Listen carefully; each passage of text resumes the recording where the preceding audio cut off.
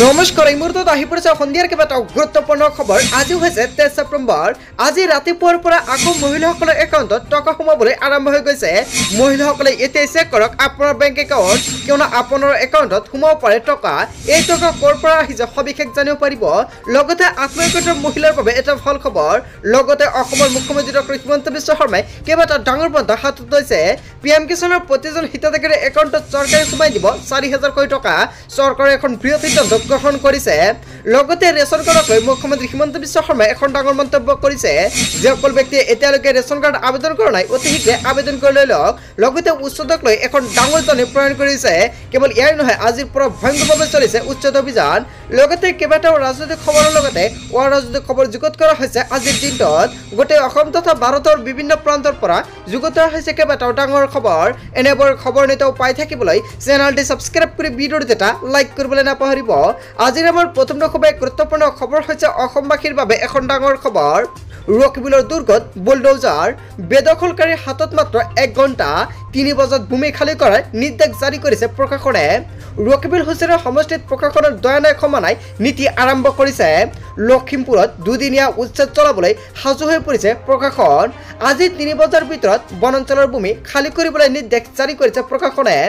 মাইকযোগে বেদখলকাৰীক বান্ধি দিলে 1 ঘণ্টা সময়। অবৈধ বেদখলকাৰীৰ বিৰুদ্ধে বৃহৎ অভিযানৰ বাবে যোজা চলাইছে প্ৰশাসনে। লখিমপুৰত 200টা পৰিয়ালৰ বাবে বৃহৎ অভিযান চলাব চৰকাৰে আৰু অৱশেষত উচ্ছেদ অভিযান আৰম্ভ হৈ গৈছে। লখিমপুৰৰ বান্দৰমাথা সংৰক্ষিত বনাঞ্চলত ভয়ংকৰভাৱে উচ্ছেদ চলিছে আৰু প্ৰায় 1000 জন উচ্ছেদিত হ'ব এই উচ্ছেদ অভিযানত। হয়, আপুনি ঠিকেই শুনিছে, প্ৰায় 1000 জন লোকে উচ্ছেদ হ'ব এই উচ্ছেদ অভিযানত। আৰু উচ্ছেদৰ পূৰ্বে উচ্ছেদিতক অন্য স্থানত সংস্থাপনৰ আহ্বান জনাইছে বিধায়ক আফতাবুদ্দিন মোল্লাৰ সমষ্টিত। এই বৃহৎ উচ্ছেদ অভিযান চলোৱা হৈছে। ৰকিবুল হুছেইনৰ সমষ্টিত প্ৰশাসনৰ দয়া নাই ক্ষমা নাই নীতি আৰম্ভ হৈ গৈছে। হয় বন্ধু-বান্ধৱীসকল, আজিৰ দিনত প্ৰশাসনে ভয়ংকৰভাৱে উচ্ছেদ চলাইছে। ইয়াৰ বিষয়ত জনতাই কি ক'ব আপোনাৰ মন্তব্যটো নিশ্চয় কমেণ্ট কৰি জনাব। তাৰ পিছত অসমবাসী ৰাজক জনাইছো আমাৰ পৰৱৰ্তী খুব গুৰুত্বপূৰ্ণ খবৰ। লগতে এখন ডাঙৰ খবৰ, একাউণ্টত নিজে নিজে সোমাই আছে ধনৰাশি। পুৱাৰ পৰা বেংকত গ্ৰাহকৰ ভিৰ লাগিছে। এতিয়া চেক কৰক আপোনাৰ একাউণ্ট আৰু কোন কোন মহিলাৰ একাউণ্টত আজি ৰাতিপুৱাৰ পৰা আকৌ টকা সোমাবলৈ আৰম্ভ হৈ পৰিছে সম্পূৰ্ণকৈ জানিব পাৰিব। বেংকৰ একাউণ্টে সোমাই পৰিছে হাজাৰ হাজাৰ টকা। কাৰোবাৰ 40,000 টকা সোমাইছে একাউণ্টত, কাৰোবাৰ 16,000 টকা সোমাইছে বেংক একাউণ্টত, কাৰোবাৰ একাউণ্টত সোমাইছে 4,000 কোটি টকা। বেংক একাউণ্ট পৰীক্ষা কৰি এইবাৰ আচৰিত হৈ পৰিছে বেংক একাউণ্টধাৰীয়ে। এতিয়া চেক কৰক আপোনাৰ একাউণ্টত কিমান টকা সোমাইছে। নিশ্চয় আপুনি কমেণ্ট কৰি জনাব। বেংক একাউণ্ট পৰীক্ষা কৰি এইবাৰ সচকিত হৈ পৰিছে সকলো লোকে। নলবাৰীৰ থমথমৰ মহিয়াত উঠিছে টকাৰ উজান। বৰ্তমানলৈকে প্ৰায় 600 লোকৰ একাউণ্টত সোমাল এই ধনৰাশি।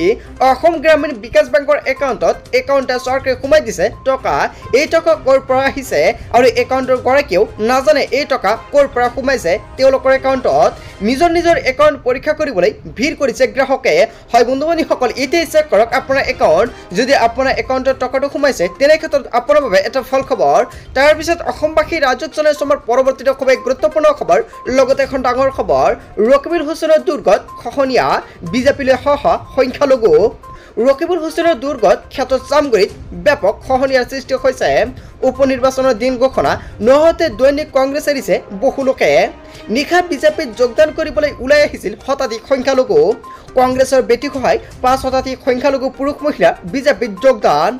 চামগুৰিৰ কাবৈমাৰীত নিশাৰ ভাগত এইসকল সংখ্যালঘুৱে যোগ দিলে বিজেপিত। দীপ্লুৰঞ্জন শৰ্মাৰ উপস্থিতিত যোগ দিয়ে বিজেপিত।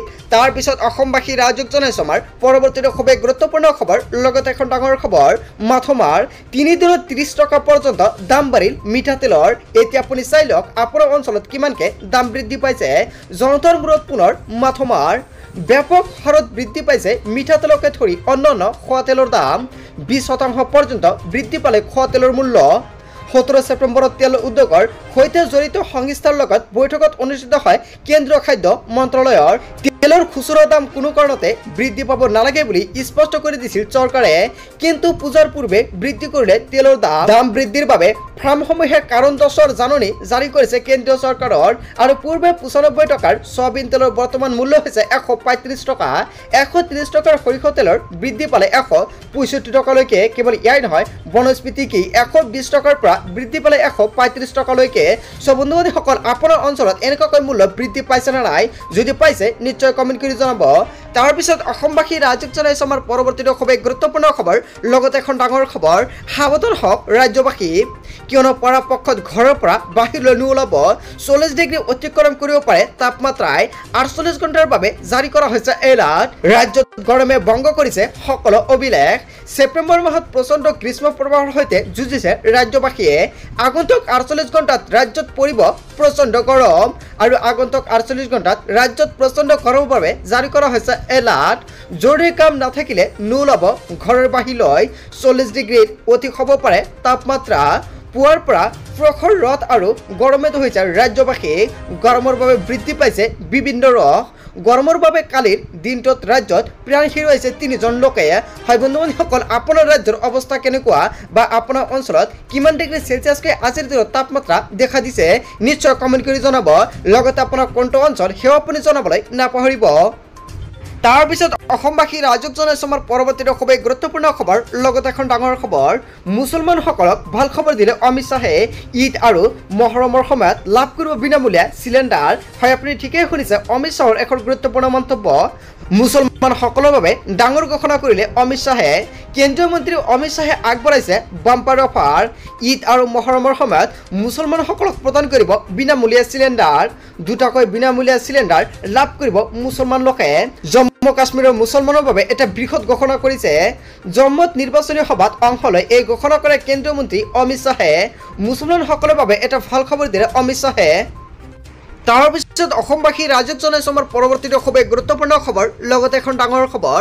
আপোনাৰ ৰেচন কাৰ্ড নাই নেকি মুখ্যমন্ত্ৰীয়ে ক'লে কেনেকৈ পাব আপুনি ৰেচন কাৰ্ডৰ সুবিধা আজি কৰক আবেদন ৰাজ্যৰ জিলাই জিলাই আবেদন প্ৰক্ৰিয়া আৰম্ভ হৈছে ৰেচন কাৰ্ডৰ বাবে ৰাজ্যৰ প্ৰতিটো পৰিয়ালৰ বাবে এটা ভাল খবৰ যিসমূহ পৰিয়ালৰ বাৰ্ষিক উপাৰ্জন 4 লাখ টকাতকৈ কম তেওঁলোকে পাব ৰেচন কাৰ্ডৰ সুবিধা ৰেচন কাৰ্ড পাবলৈ হ'লে ঘৰত চৰকাৰী চাকৰি থাকিব নালাগিব যদি আপোনাৰ ঘৰত চৰকাৰী চাকৰি আছে তেন্তে আপুনি ৰেচন কাৰ্ডৰ সুবিধা ল'ব নোৱাৰিব আজিৰ পৰা আপুনি আবেদন কৰিব পাৰিব ৰেচন কাৰ্ডৰ বাবে শীঘ্ৰে চৰকাৰে প্ৰদান কৰিব বহু ৰেচন কাৰ্ড থাকিলে আপুনি প্ৰতি মাহে লাভ কৰিব বিনামূলীয়া ৰেচনৰ সুবিধা আৰু তাৰ লগতে লাভ কৰিব বিনামূলীয়া বীমা সেৱা মুখ্যমন্ত্ৰী ডক্টৰ হিমন্ত বিশ্ব শৰ্মা কৰিলে এখন ডাঙৰ ঘোষণা যে অকল ব্যক্তিৰ ৰেচন কাৰ্ড নাই সেই অকল ব্যক্তি অতি শীঘ্ৰে ৰেচন কাৰ্ডটো আবেদন কৰক কেৱল ইয়াই নহয় যদি আপোনাৰ ৰেচন কাৰ্ড থাকে তেনেক্ষেত্ৰত আপুনি অৰুণোদয় আঁচনি আবেদন কৰিব পাৰিব আৰম্ভ হৈ গৈছে অৰুণোদয় আঁচনিৰ আবেদন প্ৰক্ৰিয়া অৰুণোদয় 3.0 অতি শীঘ্ৰে আপুনি আবেদন কৰি লৈ লওক আপোনাৰ কি কি নথিপত্ৰ লাগিব নিশ্চয় আন এটা ভিডিঅ'ত সম্পূৰ্ণকৈ জনাই দিম